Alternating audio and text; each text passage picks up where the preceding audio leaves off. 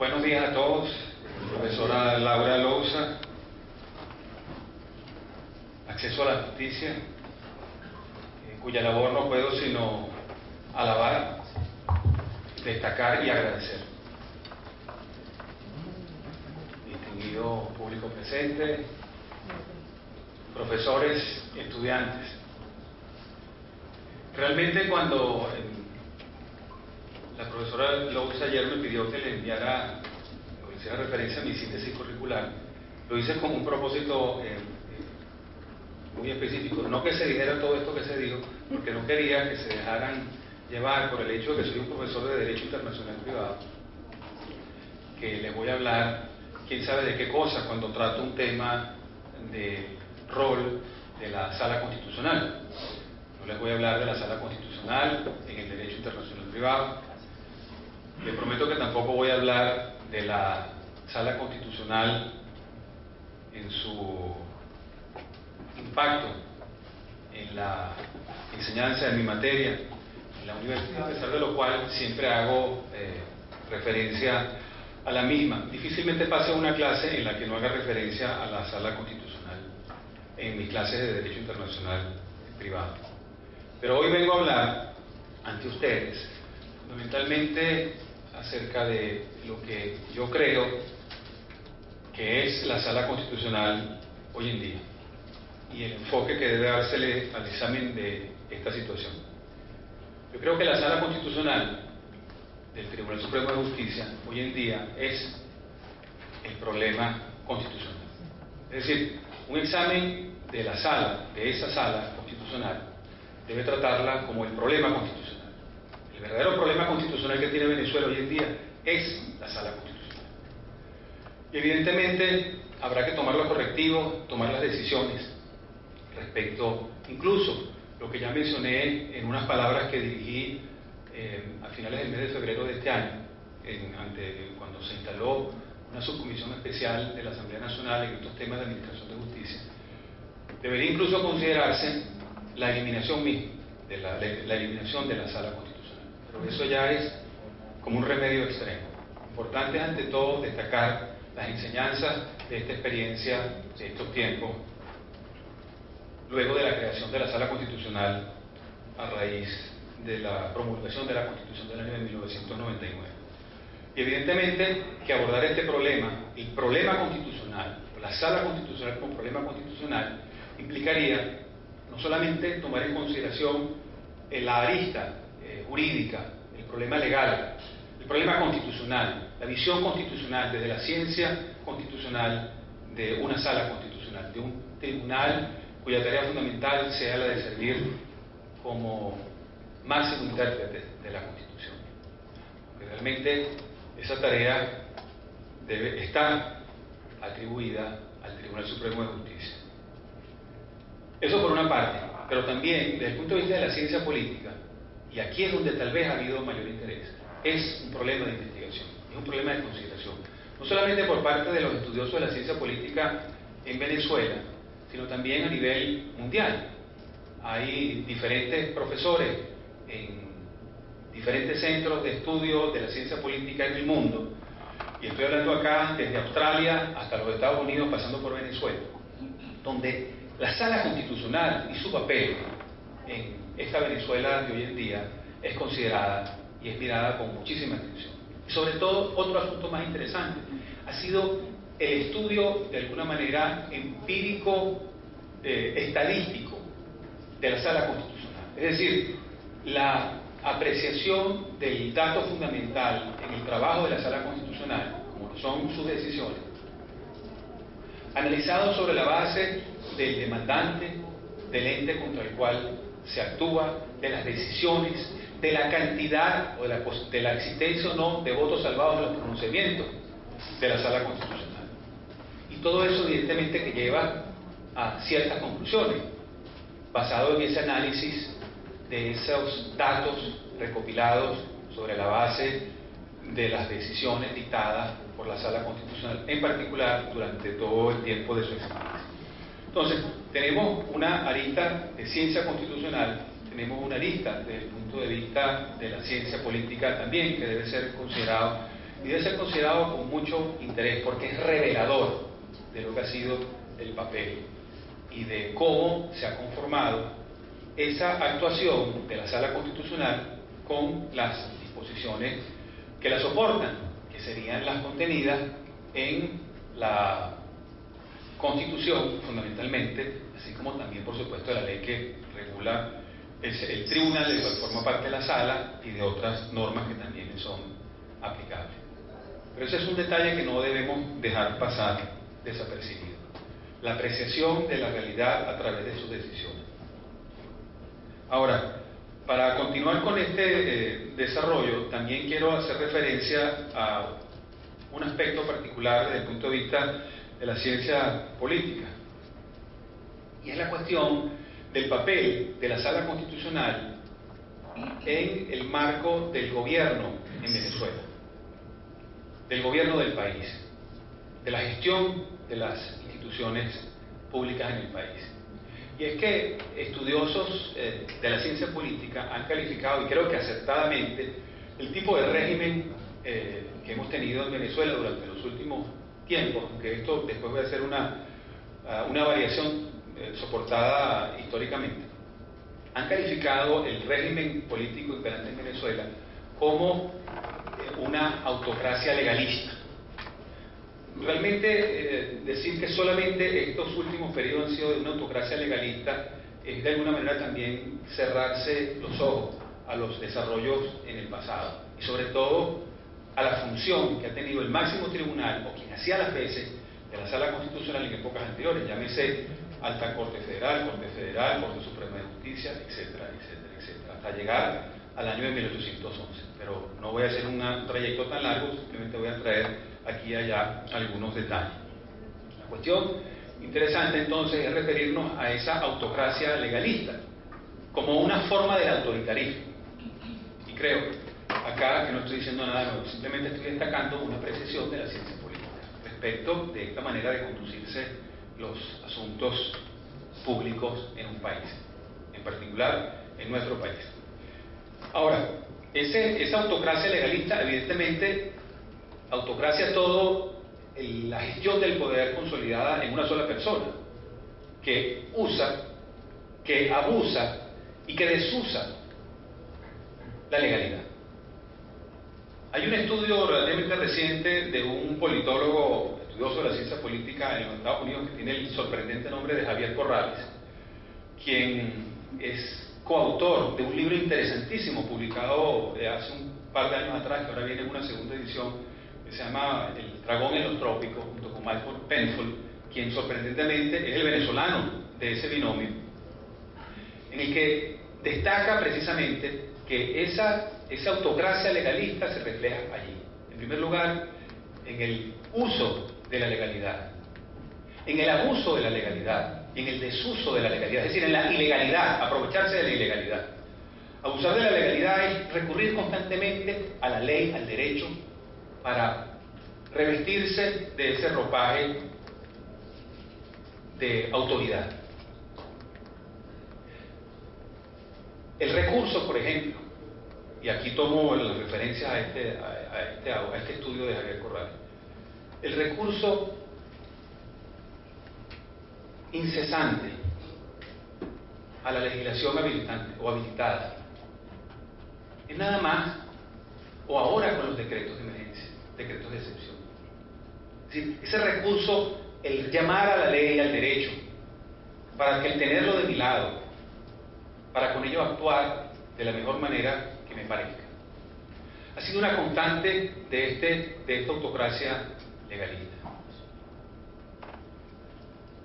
El abuso lo encontramos, y está muy bien ejemplificado, en esa forma de control hegemónico de los medios de comunicación y de facilitar medios de comunicación en manos de los afectos o simpatizantes o gente poco, digamos, crítica de las actuaciones del gobierno.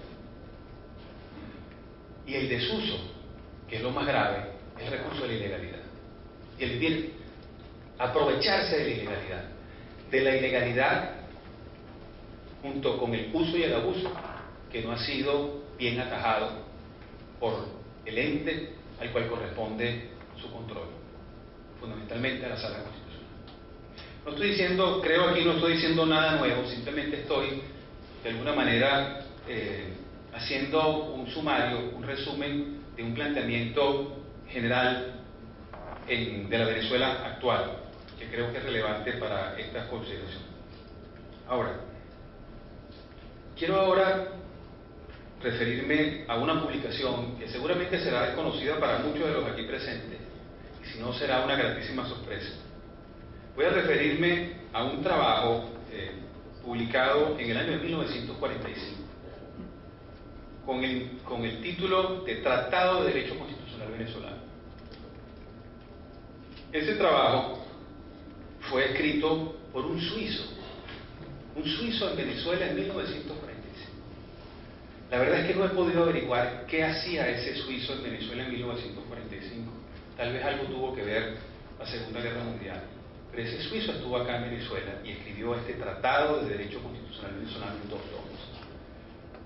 Bien valdría, y voy a hacer los esfuerzos por reeditar esa obra en 2 tomos, de Ernesto Wolf, que es el autor. Y es un libro interesante porque es la visión de un suizo, de un centro europeo, en la Venezuela de 1945, cuando se produce el cambio de Medina al trienio 45-48. Y contiene una cantidad de datos muy interesantes y reflexiones muy interesantes respecto a la concepción de la legalidad en Venezuela y de la función de los tribunales. Y una de las cosas que comienza por referirse cuando trata del control de la constitucionalidad de las leyes en Venezuela en aquel momento, en 1945, dice así: la jurisprudencia de la Alta Corte Venezolana sobre control de constitucionalidad de leyes puede caracterizarse con una sola palabra: ejecutivista. Continúa diciendo: la Corte ha restringido la autonomía municipal en el Distrito Federal en favor de las más amplias atribuciones del gobernador. Y allí sigue, y sigue, y sigue.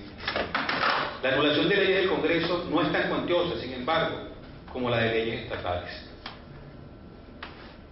Y dice además: en muchas de sus sentencias la Corte se ha guiado por consideraciones políticas y ha usado el lema de la supremacía de la Constitución para dar a ella interpretaciones impulsivas, inspiradas por la situación del momento y más tarde revocadas por la misma Corte.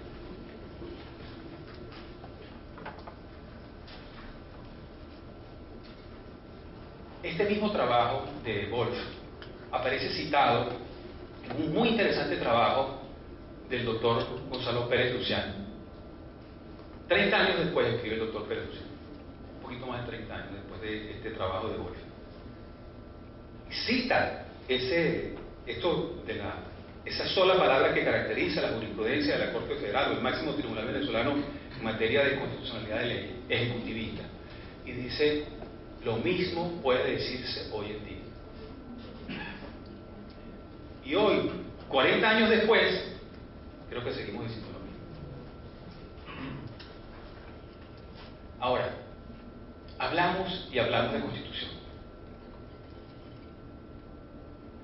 Y fíjense una cita interesante que sale en este trabajo de Wolf, de un profesor francés de nombre André Siegfried, en un trabajo publicado en 1935. Y aquí está hablando más en general de América Latina y dice lo siguiente: en ningún lugar se habla más abundantemente de la Constitución que allí donde diariamente se la viola. Eminentes juristas discuten seriamente la significación de los textos, de los cuales se burlan los políticos.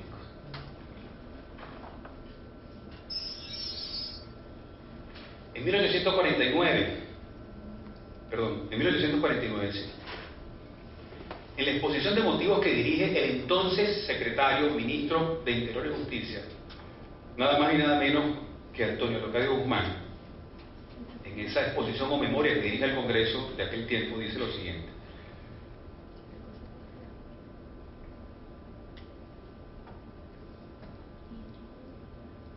destacando esa inmensa oposición de entre hecho y derecho, cito lo siguiente: burladas las leyes y la confianza pública, hallábase, decía Guzmán en 1849, hallábase Venezuela en una situación anómala y aún absurda. la república en los códigos y la autocracia en los hechos. Evidentemente que el manejo de la dirección de la política y la actuación política debería encontrar los límites en el control a ser practicado por un órgano independiente separado, lo cual no voy a entrar a considerar. Ya eso ha sido materia de discusión. Pero los historiadores venezolanos, por ejemplo, y ha sido la tradición venezolana también, por ejemplo, cuando se trata de alguna manera de justificar las actuaciones de quienes han ejercido el poder, la máxima, la jefatura política del país, como es el caso ahora del hijo de Guzmán Blanco. Historiadores venezolanos como por ejemplo Francisco González Guinán, que no niega que Guzmán Blanco fuera caudillo y dictador, pero le echa la culpa, adivinen a quién, le echa la culpa a la Constitución del país, cuando dice: menester es convenir en que el origen de estas tendencias autocráticas de los presidentes de Venezuela provenía, más que del hombre, de la inmensa suma de poder de que aquellos disponían. El presidente era pues el gobierno a quien por esta o aquella circunstancia le estaba sometido todo. La culpa de la autocracia la tiene la Constitución. En el diseño de la Constitución del año de 1999, cuando se establece la Sala Constitucional, se hace con un propósito que de alguna manera podría considerarse digno de alabanza. Tal vez podríamos llegar hasta el extremo de decir un propósito noble. Pero en el ejercicio de esa función, la propia Sala Constitucional le ha fallado a la Constitución y le ha fallado al país. Creo que tampoco estoy diciendo nada nuevo. Simplemente le ha fallado al país. Y ha permitido que la Constitución se transforme en aquello que complazca la intención de quien dirige el país.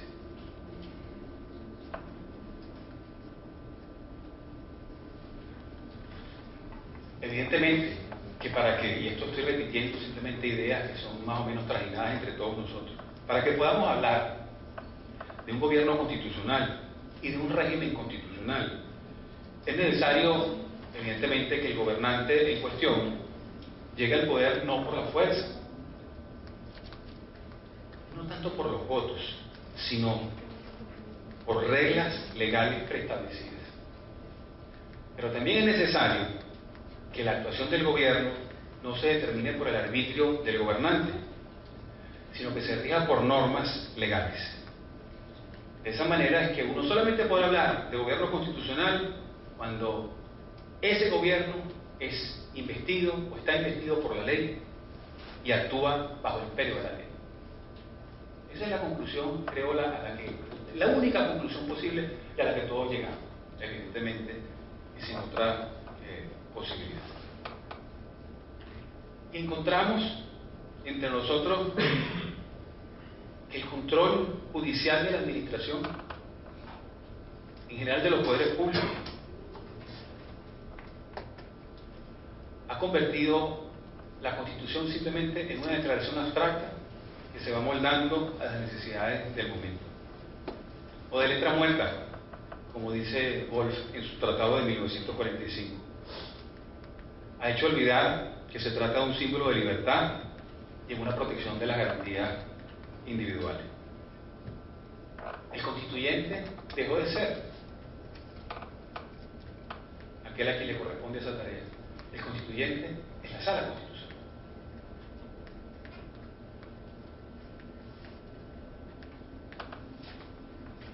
El problema grave, la Sala Constitucional como problema constitucional, también amerita hacer una reflexión particular en cuanto a la gestión de los hombres y de las mujeres que han ocupado esos cargos. ¿Por qué es necesario decirlo también? Independientemente, en esos estudios de ciencia política comparada, es interesante ver cómo dentro de esas patrones para hacer estos análisis se toma en consideración la formación de estas personas, la satisfacción o no de los requisitos establecidos en la propia Constitución para optar a este cargo tan importante de magistrado del Tribunal Supremo de Justicia y Sala Constitucional, La cuestión de la trayectoria antes de asumir el cargo, de ser electo para el cargo en cuestión, independientemente de cómo fue ese mecanismo o procedimiento de elección, que puede ser tan irregular como el de diciembre del año pasado, del 15, tan irregular como el de diciembre del 14, porque ese ya lo olvidamos también, tan irregular como el nombramiento que se hace al Contralor General de la República, al Fiscal General de la República, al Defensor del Pueblo, quienes nada más y nada menos componen ese poder ciudadano, contralores de la actividad del Tribunal Supremo de Justicia. Como fíjense ustedes, por ejemplo, que desde hace cuánto tiempo no tenemos un procurador titular del cargo, sino alguien supuestamente encargado del cargo. Pero cuando se examinan todas estas cosas, y uno se pregunta, ¿qué relevancia en el mundo jurídico venezolano tenían estas personas antes de ser electos para ocupar esos cargos de magistrados del Tribunal Supremo? Declaraciones tan groseras y tan burdas como las que destaca la profesora Lousa en su trabajo sobre el Poder Judicial en Venezuela. Las declaraciones de diputados de aquel tiempo: no nos vamos a dejar meter autogoles, creo que más o menos fue la expresión, algo así. El de la alianza perenne y eterna a los deseos del gobernante de turno. Y nada de esto fue considerado como un motivo que ni siquiera levantara la más mínima sospecha respecto de la suficiencia y el cumplimiento de los requisitos para ocupar y desarrollar esa función. Realmente no tengo una solución para cómo enfrentar el problema constitucional de la Sala Constitucional. No tengo una solución acerca de cómo enfrentar el problema inmediato, actual, de hoy en día, y que quisiéramos resolver hoy en día. Sé, por ejemplo, que pedirle la renuncia tal vez quede solamente como una palabra dentro de estas paredes. Seguramente no va a ser oída, y mucho menos seguida. Pero realmente esto creo que a lo que nos obliga es a pensar con mayor intensidad acerca de la conveniencia de un tribunal de esta naturaleza, acerca del diseño del instrumento que habrá de controlar la constitucionalidad de las actuaciones de los poderes públicos, la constitucionalidad de las leyes, a revisar la estructura del poder público en Venezuela. Es decir, no podemos permitirnos que el destino, como decía aquella película, como el destino nos alcance. Tenemos que anticiparnos a esas tareas, porque realmente en el diseño la Sala Constitucional fue defectuosa y en su actuación ha sido un fracaso.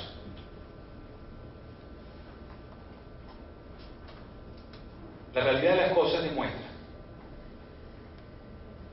que en un país que tenga lo que es normal en cualquier sociedad, que haya diferencias en el pensamiento de las personas, que haya posibilidad de expresar el pensamiento y la discrepancia, que haya la tolerancia, sería lo normal. No estamos pidiendo nada del otro mundo, nada especial que no hayan venido pidiendo los hombres o exigiendo los hombres desde el inicio de los tiempos. Nada nuevo. Que nosotros podamos hoy en día encontrar cosas tan irregulares como ponencias conjuntas, como decisiones en los asuntos políticos constitucionales más relevantes por unanimidad, sin discrepancia. Eso, desde el punto de vista del estudio de la ciencia política, son factores que dejan, para ponerlo en estos términos, muy mal sabor. Algo malo está pasando cuando no hay discrepancia. Algo malo hay cuando la Sala Constitucional, la garante, quien debe actuar en protección de ese sistema previsto en la Constitución, ni siquiera admite la discrepancia. Algo está pasando, algo malo está pasando, algo muy malo está pasando. Ciertamente, las irregularidades son patentes. La Academia de Ciencias Políticas y Sociales, y ahora hablo por ella, la Academia de Ciencias Políticas y Sociales se pronunció y se ha pronunciado constantemente acerca de esas irregularidades. Algunos lo leerán en sus pronunciamientos, algunos lo discutirán, algunos le darán cierta esperanza. Pero ciertamente es una tarea insuficiente. Una tarea insuficiente sobre todo para hacerle llegar al corazón de los venezolanos la necesidad de una sala constitucional, o de un tribunal constitucional, o de una Corte Suprema de Justicia, o de un Tribunal Supremo de Justicia, como quiera que se denomine, que realmente piense en la función que realmente debe desempeñar. Para resumirlo, tomo una idea de democracia en América de Alexis de Tocqueville, tan sencillo como eso. La función de una Corte Suprema de Justicia, el estilo de la creación del modelo de los Estados Unidos de la América del Norte, en el sentido de un ente que tenga por tarea evitar las contiendas civiles y la anarquía, fundamentalmente. Esa es la tarea fundamental. Pero para eso también se supone que haya una vocación de respeto a la Constitución y un valor también superior de respeto a los intereses de la República. Y no permitir caer en lo que la tradición venezolana nos indica, en esa autocracia legalista, que tan funestamente lo que ha hecho es reclamar la forma del derecho para servir al gobernante de turno. Por eso es que el propio, y con esto ya voy cerrando, por eso es que Wolf, cuando se refiere a los temas del desarrollo de la bibliografía de la doctrina venezolana en materia de derecho constitucional, dice lo siguiente. Estoy hablando de 1945, dice lo siguiente: falla por completo una doctrina nacional, esto es 1945, basada en antecedentes venezolanos. El que no haya una doctrina nacional, y esto a lo mejor le llamará la atención a ustedes, el que no haya una doctrina nacional es en parte imputable a la Corte Federal y de Casación, al máximo tribunal de la República de aquel tiempo. Y la razón es esta: la Corte, al buscar soluciones momentáneas que se abandonan tan pronto como se han establecido, ha procurado decidir los conflictos constitucionales que se le presentan, pero no ha creado principios duraderos. 1945. Bueno, termino con esto. En preparación para esta conferencia, le pedí a los alumnos en un curso de Derecho Internacional Privado que hicieran una revisión de la jurisprudencia de la Sala Constitucional desde el año 2000 hasta el año 2015. No evidentemente entrar en el 2016, donde han habido lo que todos más o menos conocemos. Dividirlo en tres periodos: 2000 a 2005, 2006, 10 y del 11 al 15. Y que escogieran una sentencia de cada uno de esos periodos, de aquello que les hubiese impactado, de aquello que les hubiese llamado la atención. Y fue un ejercicio interesante que creo bien valdría la pena repetir a aquellos que son profesores, que tienen cátedra en la universidad. Si sea profesor, para decirlo de alguna manera, así sea de aquellos que dan derecho canónico, si fuese el caso, o dieran la materia que sea, hicieran el ejercicio con sus estudiantes, para que ellos comenten con ustedes qué es lo que les llama la atención de la actuación de la Sala Constitucional. No es que es la visión del profesor, sino es la visión del estudiante, del que nosotros creemos que cree, que es lo mismo que nosotros creemos.